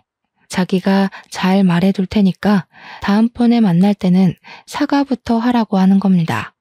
그러면서 저에게 결혼이라는 게 평생 남으로 살다가 가족으로 묶이는 거 아니겠냐고 의견 차이와 생활 차이는 당연히 있을 수 있는 거라고 했어요. 저에게 우리 둘이 잘 노력해서 가꾸어 나가면 이런 문제도 나중에는 별일 아닌 게 된다면서 저를 설득하는데 제가 또 홀라당 넘어간 거예요. 30년을 넘게 남으로 살았는데 하루아침에 끈끈해지고 서로를 파악한다는 게 어려운 일이라고 그 가스라이팅에 넘어가고 만 것이죠. 지금 와서 생각해보면 정말 바보 같은 생각이라는 걸 알지만 그 당시에는 그런 생각을 할 여유조차 없었습니다. 그날 저녁에 집으로 돌아와서 조금 속상한 마음도 있고 해서 귀인이에게 전화를 걸었습니다. 오늘 인사를 드리러 갔는데 이런 일이 있었다 하면서 이야기를 하면서 결론은 예비 신랑이 잘 다독여줘서 마음을 풀었다고 넋두리를 했어요. 그랬더니 가만히 제 이야기를 듣고 있던 귀인이가 대뜸 저에게 그 결혼할 거냐고 물어보는 게 아니겠습니까? 그동안 제가 연애를 할 때도 프로포즈를 받았다고 할 때도 예비 신랑에 대한 이야기를 한 번도 한 적 없었던 귀인이가 물어보니까 뭔가 이상했어요. 하지만 저는 이미 일이 어느 정도 진행이 되기도 했고 귀인이에게 솔직하게 이야기를 했습니다. 이미 인사도 드렸고 다음 주에는 우리 집 와서 아버지랑 같이 식사를 하기로 했다고요. 그러면 결혼까지 하게 되지 않겠냐고 했죠. 귀인이가 몇 초 동안 아무 말 없이 제 이야기를 곰곰이 생각하는 듯 하더니 대뜸 알겠어 하고 전화를 딱 끊어버리는 겁니다. 저는 정말 그게 더 찜찜하고 이상한 거예요. 왜 아무 소리도 안 하나 싶고요. 예비 신랑과 평소에 다름없는 일주일을 보냈고 드디어 저희 아버지와 함께 식사를 하는 날이 찾아왔습니다. 아버지께 남자를 처음 소개해드리는 자리이다 보니 평소와 달리 너무나도 긴장이 되더라고요. 혹시라도 아버지께서 싫어하시면 어쩌지 하는 마음이 들면서도 제가 선택한 사람이니 좋아해 주실 거라고 굳게 믿었습니다. 약속 장소 앞에서 예비 신랑과 만나 같이 손을 잡고 식당에 들어가서 안내받은 룸으로 들어갔는데 귀인이가 저희 아버지 옆에 딱 붙어 앉아 있는 게 아니겠습니까? 저는 너무 놀라서 뭐야? 하고 물어보았습니다. 너 여기에 왜 있어? 하니까 귀인이가 아무렇지 않게 아버지가 같이 밥 먹자고 부르셔서 왔어. 이러더라고요.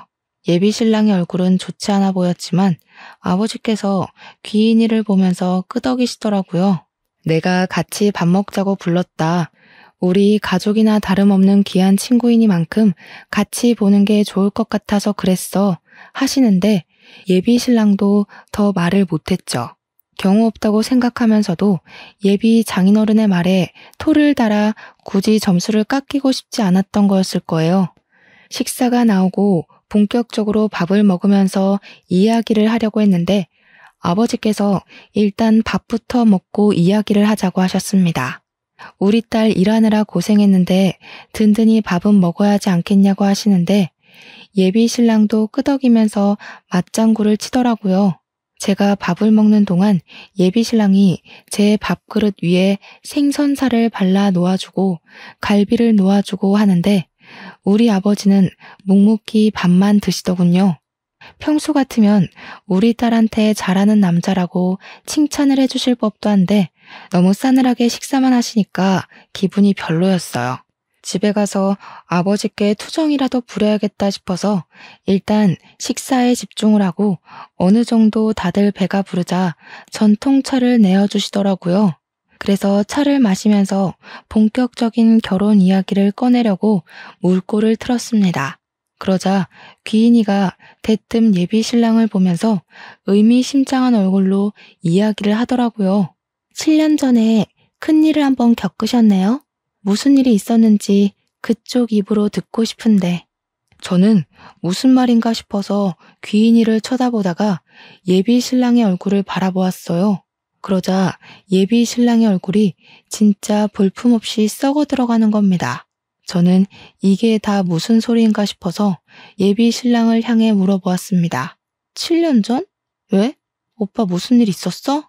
그러니까 예비 신랑이 아무 일도 없었다고 저를 향해 표정을 갈무리하고 이야기를 하는 겁니다. 그러자 귀인이가 정말 가증스러운 연기를 하면서 예비 신랑의 목을 점점 죄어왔어요. 아무 일도 없었다고요? 이상하다. 내 눈에는 빨간 줄이 보이는데. 빨간 줄은 또 뭐지? 제 머릿속에는 정말 물음표만 잔뜩 있었습니다. 귀인이가 하는 소리가 무슨 소린지도 모르겠고 영문도 모를 소리에 씩씩거리면서 점점 흥분해가는 예비 신랑도 이해가 가지 않았고요. 제가 빨간 줄이 뭐냐고 둘이 왜 아무도 모를 소리를 하냐고 물어보는데 저희 아버지만 태연하게 찬물을 들이키시더라고요. 하지만 미간이 잔뜩 찌푸려져 있는 걸 봐서는 아버지도 대충 무슨 내용인지 아는 것 같았습니다. 저만 아무것도 모르고 있는 상황이라 점점 기분이 나빠지기 시작했어요. 귀인이가 계속해서 7년 전 이야기를 꺼내자 예비 신랑이 벌떡 일어나서 저를 향해 소리를 쳤습니다. 뭐 이런 게 다 있어? 너 뭐야? 너 지금 다 알고 이러는 거야? 너 내 뒷조사를 했어? 이게 얌전한 줄 알았는데 아주 엉큼한 계집애였네. 다 알면서 지금까지 모른 척하면서 속이고 나를 가지고 장난을 쳐. 너 정체가 뭐냐고. 저는 저렇게 소리를 지르는 예비 신랑도 처음 봤고 아무것도 모르는 저한테 화를 내니까 어이가 없었습니다. 이게 다 무슨 개소린가 싶어서 말을 해달라는 표정으로 귀인이를 쳐다보니까 정말 평소에 볼 수 없는 눈빛을 하고 귀인이가 호통을 쳤습니다.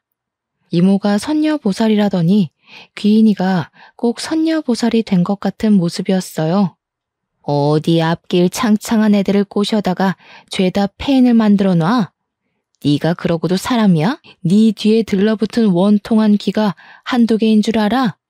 그러자 예비 신랑이 시퍼렇게 질린 얼굴을 하더니 욕설을 내뱉고 황급히 자리를 박차고 나가는 게 아니겠습니까? 귀인이 말로 짐작해보건대 예비 신랑이 과거 단단히 사고를 쳤다는 걸 알 수 있었죠. 뒤따라서 나가려고 일어났는데 아버지께서 묵직한 소리로 앉으라고 하시더라고요. 그러더니 저에게 웬 서류 봉투 하나를 툭 던지시는 겁니다. 이게 뭔데 하면서 봉투를 열어보니 인적 사항 같은 거랑 막 글자가 엄청 많이 있더라고요. 하나하나 정독을 하고 저는 정말 까무러치는 줄 알았습니다. 알고 보니 예비 신랑이 전과 18범 사기꾼이었던 겁니다. 사기도 진짜 다양하게 쳤는데 대부분이 여자의 등골을 빼먹은 혼인빙자 사기였고 중간에 도박건도 몇 건 껴있더라고요. 이게 다 뭐냐고 하니까 아버지께서 그제야 안도의 한숨을 뱉으시면서 귀인이 아니었으면 큰일 날 뻔했다고 하시는 겁니다. 귀인이는 자기가 일주일 사이에 대충 알아본 것만 그 정도라면서 파면 더 나올지 어떻게 아냐고 하더라고요. 그러면서 꿈에 저희 엄마가 10몇 년 만에 나와서 알려주셨다고 했어요. 제 결혼을 꼭 말려달라고요. 제 손이 벌벌 떨리기 시작하더라고요. 뒷장에 빨간 줄에 관한 이야기가 적혀 있었거든요. 7년 전에 상해치사 사건을 하나 일으켰다는 거였는데 그게 글쎄 전부인이라고 나오는 게 아니겠습니까? 흥신소를 이용한 건지 결혼식 사진이 떡하니 붙어 있더라고요. 돌싱이었던 것도 어이가 없는데 전부인 상해치사 사건이라니. 알고 보니 전 부인과 싸우다가 밀쳤는데 장식장이 넘어지면서 머리를 크게 다쳤다는 거였어요. 혼수 상태로 2년 동안 있다가 호흡 정지가 와서 죽었다고. 그래서 상해치사로 교도소에 3년을 수감되어 있었대요. 깜빵에서 출소하자마자 거의 저를 만난 거나 다름없었던 거죠. 결혼식 사진조차 현실감이 없어서 빤히 바라보고 있는데 더욱 소름이 돋았던 건 그 사진에 회사 언니가 떡하니 찍혀 있었던 겁니다. 친인척들끼리 찍은 사진인 것 마냥 한복을 입은 사람들이 꽤 있었는데 그 사이에 떡하니 있더라고요. 제가 너무 충격을 받아 하니까 아버지도 귀인이도 아무 말 없이 저만 빤히 쳐다보고 있었습니다. 어쩐지 결혼 준비를 시작하면서 영 이상하더라고. 갑자기 빚이 있네 하면서 내 돈 가지고 하자고 할 때부터 알아봤어야 했는데 그게 다 사기치려고 했다는 거지? 그런 것 같더라. 한두 번 이런 식으로 등쳐먹은 게 아니라 여러 번 있었더라고. 혼인신고까지 한 사람은 죽은 전 부인이 끝이긴 한데 다른 사람들한테는 혼인신고를 미루자고 하면서 돈만 야금야금 빼갔더라고. 거기다가 대기업 다닌다는 것도 전부 거짓말이었어. 어디 용역업체에서 일하고 있다고 하더라. 저는 정신이 너무 없어서 오늘은 이만 쉬어야겠다고 하고 집으로 돌아왔어요. 회사에는 급하게 병가를 내고 어떻게 이별을 말해야 안전하게 헤어질 수 있을까 고민을 하고 있었습니다. 그런데 다음날 오후에 아무렇지 않게 그놈에게 연락이 와서는 만나자고 하더라고요. 고민했지만 사람이 많은 카페에서 만나기로 약속을 하고 나갔습니다. 그런데 저한테 뭐라고 하는 줄 아세요? 저보고 귀인이랑 연락을 끊고 사과를 하면 받아주겠대요. 저도 순간 울컥해서 말이 곱게 안 나오더라고요. 미친놈이냐고 막 쏘아붙였습니다. 미친놈 아냐? 너 내 회사 동기인 그 언니랑 친척지간이니? 일부러 나 사기당하라고 그 사람 소개해줬다는 거 아니야 지금. 그럼 너 결혼했던 것도 전부 나한테 숨긴 게 맞는다는 거지? 그러니까 그놈이 무척이나 당황해하면서 친척은 맞고 사기를 치려고 했던 게 아니라 진심으로 소개받고 싶어서 그런 거다 하면서 변명을 하더라고요. 오해가 있다면서 결혼을 하긴 했지만 그게 하려고 한 게 아니라 이러면서 앞뒤가 안 맞는 말을 하길래 오해는 무슨 오해냐고 결혼식 사진 다 봤다고 했어요. 아무리 사고라고 하지만 전 부인을 식물인간으로 만들었다며? 사고 2년 뒤에 사망까지 했다며? 그러니까 자기는 다 죗값 치르고 왔고 문제될 게 없다고 하더라고요. 그게 무슨 자랑도 아니고 진짜 어이가 없어서 어떻게 이걸 속이고 저랑 결혼을 하려고 했는지 너무 소름이 돋았어요. 그래서 너네 엄마가 혼인신고 바로 하지 말라고 한 거구나? 애가 생기면 하라는 게 빼도 박도 못하는 시기가 됐을 때 혼인신고를 시키려고 한 거였어. 내가 모은 돈에 오피스텔까지 헤쳐먹고 버리려고 한 거야? 그러니까 그제야 욕을 나지막히 내뱉으면서 고개를 돌리더군요. 아니 왜 욕지랄이야. 누구는 욕 못해서 안 하는 줄 알아? 이 후레자식이야? 야, 보는 눈이 많아서 내가 여기까지만 하는 줄 알아. 너 진짜 운 좋은 줄 알아. 내가 봐주는 거야. 알겠어? 무섭게 내뱉고는 카페를 나가버리더라고요. 저는 놀라기도 했고 소름이 돋기도 했고 바로 그놈의 연락처를 차단시켜버렸습니다. 다행히도 식장이며 뭐며 예약한 게 하나도 없어서 처리할 것도 위약금 물어야 할 것도 없었다는 거죠. 그날 저녁에 제가 차단을 한 걸 알았는지 다른 번호로 그동안 저한테 쓴 돈이 얼마라면서 돈을 보내라고 연락이 왔더라고요. 그래서 깔끔하게 무시해주고는 다른 번호도 차단해버렸습니다. 다음날 회사에 출근을 하니 동기 언니가 저를 쓱 쳐다보는데 안절부절 난리가 났더라고요. 아마 그 사기꾼에게 모든 이야기를 전해드린 게 아닌가 싶었습니다. 저는 일부러 탕비실에서 잠깐 이야기 좀 하자고 언니를 불렀고 사람들이 꽤 있는 탕비실에서 큰 소리로 이야기를 했습니다. 물론 말만 한 건 아니고요. 들어오자마자 손에 쥐고 있던 커피를 그 언니에게 확 부어버리고 소리를 쳤죠. 주위에 있던 회사 사람들이 전부 구경하듯이 몰려들었고 언니는 아무 말도 못하고 부들부들 떨고 있었어요. 언니, 아무리 제가 밉고 싫어도 그렇지 어떻게 사기꾼을 저한테 소개해 줄 수가 있어요? 동기라고 챙겨주는 건 줄 알았더니 언니네 집안에 정가 18범 사기꾼을 저한테 붙여요. 거기다가 전 부인을 상해치사로 골로 보내서 교도소까지 갔다 온 살인범을요. 그러니까 주위에서 어머, 그게 무슨 소리야? 와, 대리님 무서운 사람이네.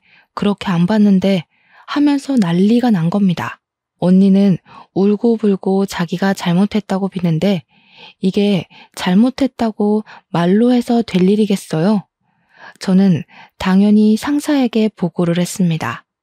주변 사람들 모두가 언니에게 손가락질을 하고 소문도 회사에 번지고 번졌으니 회사에서도 골칫덩어리가 된 거죠. 그동안 별로 좋지 않았던 회사 내 태도를 문제 삼아 결국 언니는 퇴사 처리가 되고 말았습니다. 물론 일주일을 못 버티고 사표를 냈을지도 모르겠네요. 그 뒤로 저는 여전히 귀인이를 은인으로 모시면서 잘 지내고 있습니다. 우리 아버지는 저보다 더 귀인이를 챙기면서 지내고 계시고요. 둘이 저 빼놓고 소주 마시러 다니고 있더라고요. 참나. 그래도 귀인이 덕에 고마운 일이 많아서 저는 너무 감사할 따름입니다. 귀인이가 저한테 슬쩍 다 때가 있으니까 조용히 기다리라고 삶이 흘러가는 대로 살면 좋은 인연이 나타날 거라고 하더라고요. 언제 만날지 모를 그 인연을 기다리면서 저는 오늘의 삶을 충실하게 살고 있답니다. 이런 저의 사연 어떠셨나요? 긴 사연 들어주신 여러분 감사합니다.